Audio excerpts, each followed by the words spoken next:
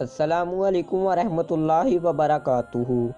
ایک دانا شخص کی دو بیٹیاں تھیں، ایک کی شادی کسان سے کر دی اور دوسری بیٹی کی شادی کمہار کے ساتھ کر دی۔ 1 سال کے بعد بیٹیوں کے حال احوال جاننے کے لیے وہ دانا شخص ان کے گاؤں اور شہر گیا۔ جس بیٹی کی کسان سے شادی ہوئی تھی وہ خوش دلی سے باپ کا والہانہ استقبال کرتی ہے، خیر خیریت اور کسب مائے سے متعلق پوچھنے پر بتاتی ہے کہ ادھار بیج خرید کر کھیت کھلیان آباد کیے ہیں، اب بارش کا انتظار ہے، بارش ہوئی تو سمجھے رحمت ورنہ زحمت اور مصیبت۔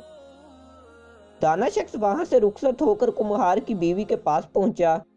بیٹی باپ کا خوب استقبال کرتی ہے، خیر خیریت اور کسب مائے سے متعلق سوال پر بتاتی ہے کہ بڑی محنت سے کچھ برتن بنا کر سوکھنے کے لیے دھوپ میں رکھے ہیں، اب بارش نہ ہوئی تو اللہ کا کرم ہو جائے گا اور اگر بارش ہوئی تو زحمت اور مصیبت بن جائے گی۔